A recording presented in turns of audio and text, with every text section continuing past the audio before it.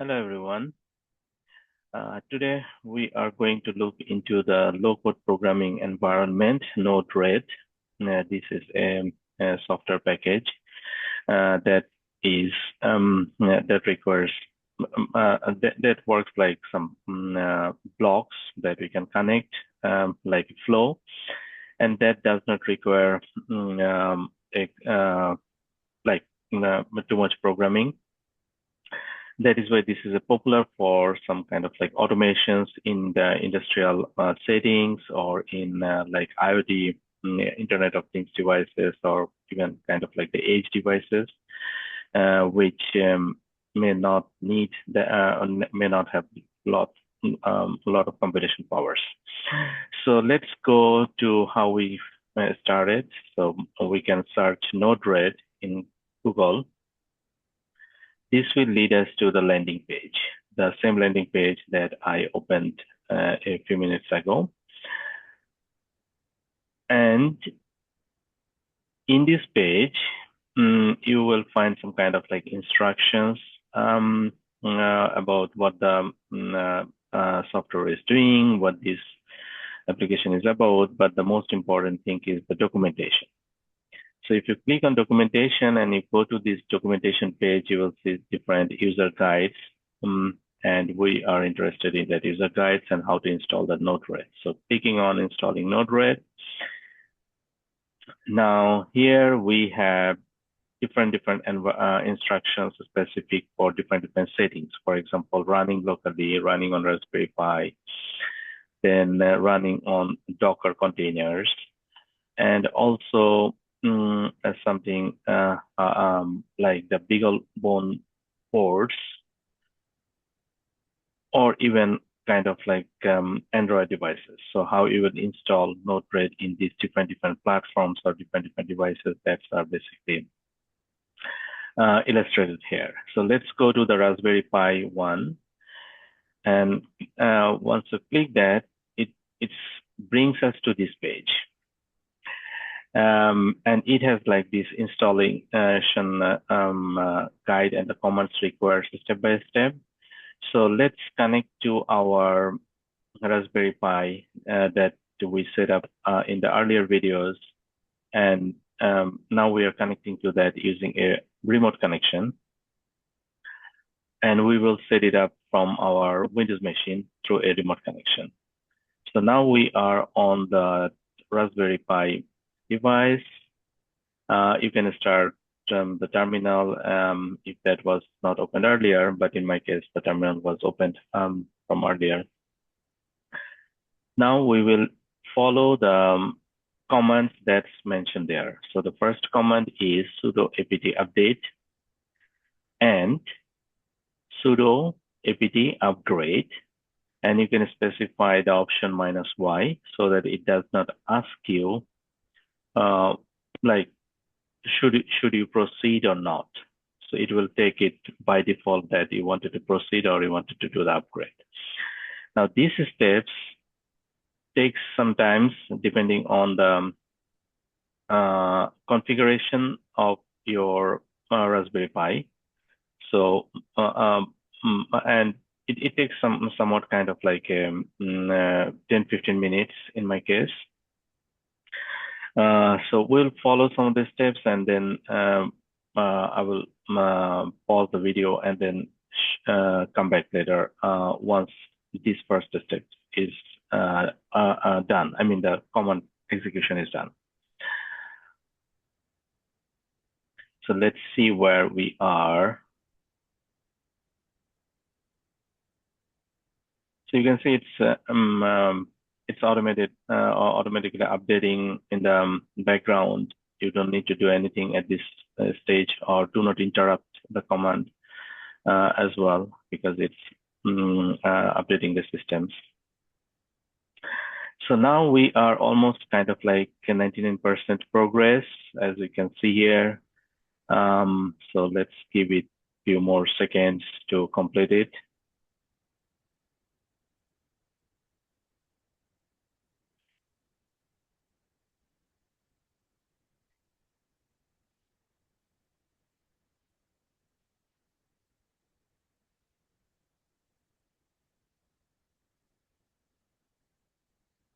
Okay, we are waiting that to advance. Yes, it seems it's advancing.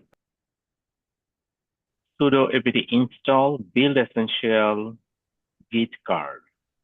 You do not need to copy the commands. I will provide a reference to the GitHub page that I have created for all this installation. You can just watch the video here. So here are some of the prompts. In some cases, it will ask you like, do you want to continue? You just press Y, yes, Y for yes, and then the update will, or the installations will be start running and keep continuing.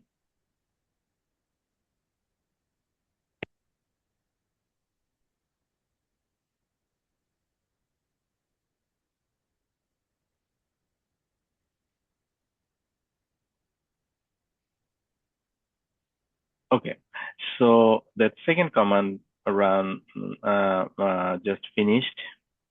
Now we will execute a third command.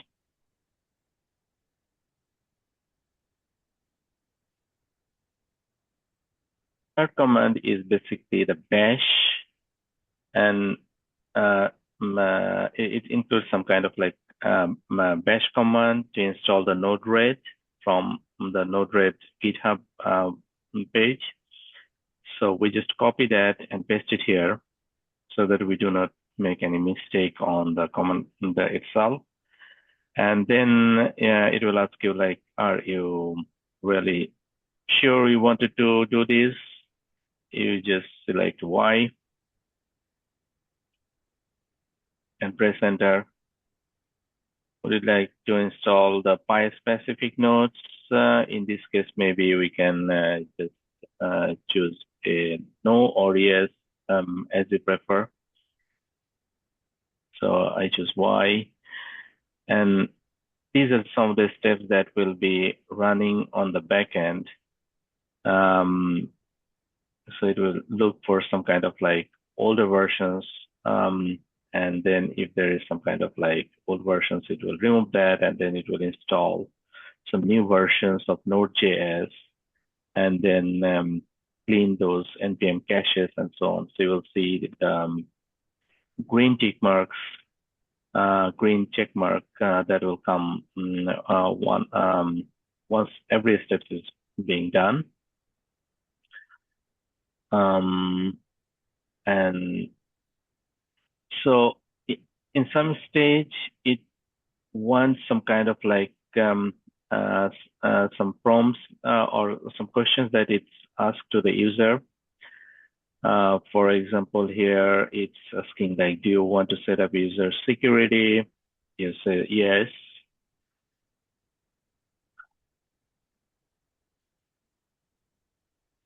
Or you can choose no as well.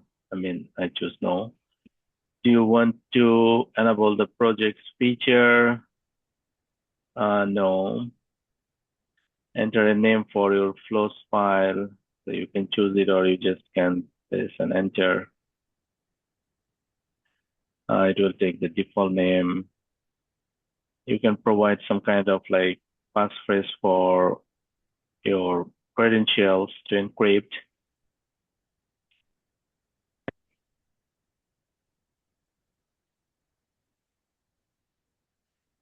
Okay, so next it's moving to some of those editor settings. And then I think the installations will be finishing soon.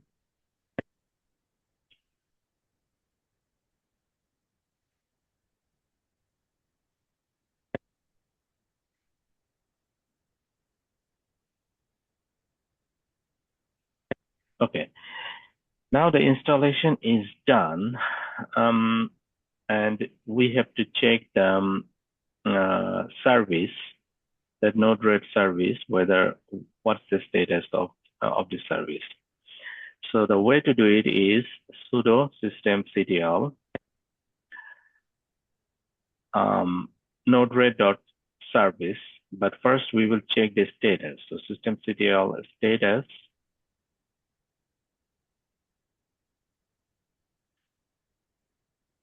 So we can see it's kind of disabled. we now need to enable it.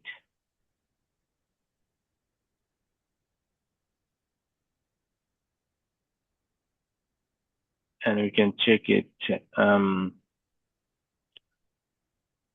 Okay, so this one is showing like the Node-RED is enabled, but it's yet not active. So if it's not active, then there could be some issues. So in the background, I tried to do some kind of like troubleshooting. And I found that it was showing inactive date. So I ran the same command again, sudo systemctl start Node-RED.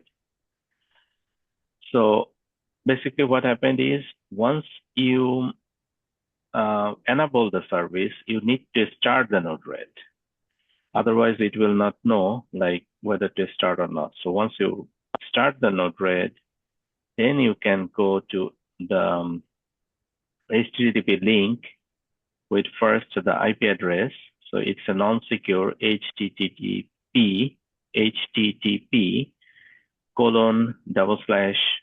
and then the IP address of your Node-RED :1884. That's the by default port for Node-RED.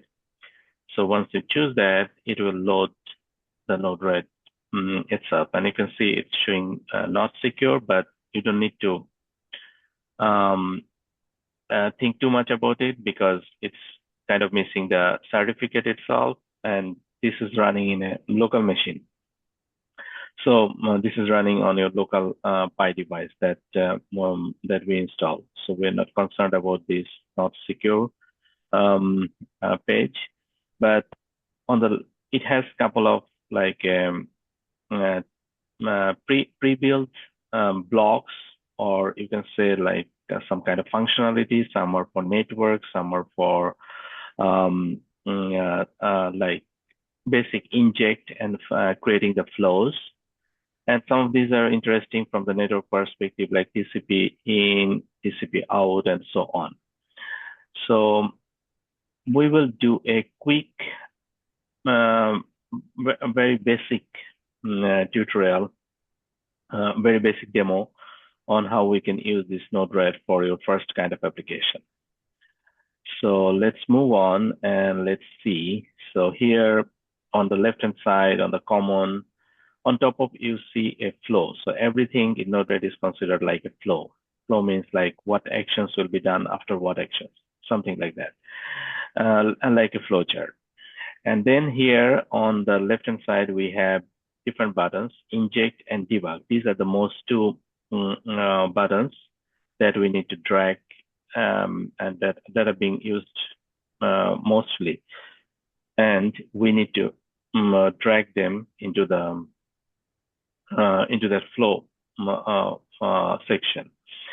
So if you first, we bring one like the inject button or like the inject box, we drag it here in our flow display. And this by default shows timestamp. Why it's timestamp? Because if you look into the message payload, it's by default settings as millisecond since epoch. And it also has like message topic. So let's delete that one and that's done. We can change it to later some other stuff, but we can also run it like in interval, repeating after every once again. So let's make it done.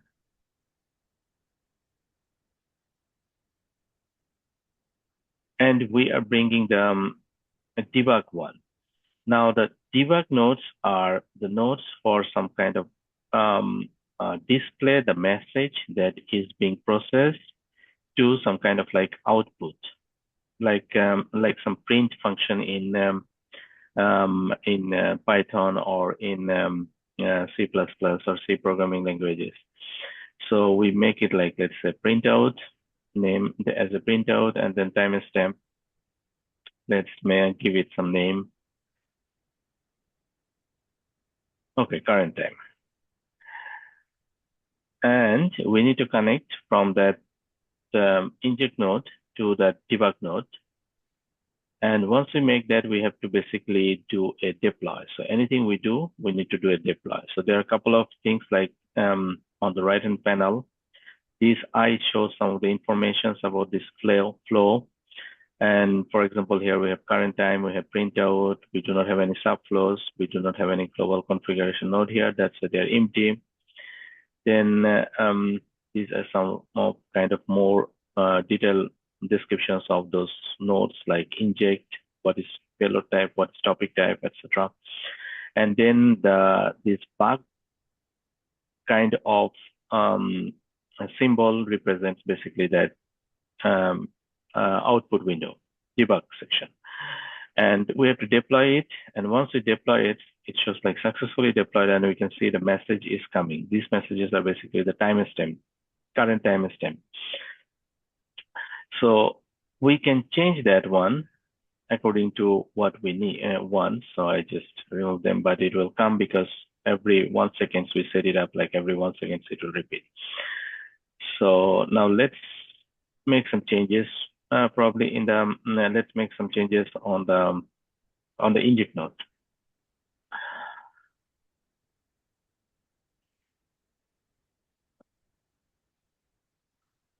Okay.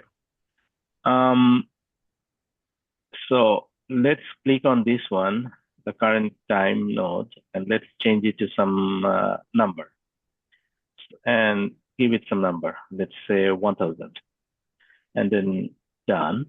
So this time it will, every 1 second, it will inject like 1000 instead of the time. So now you can see the timestamp has been changed to 1000 every time.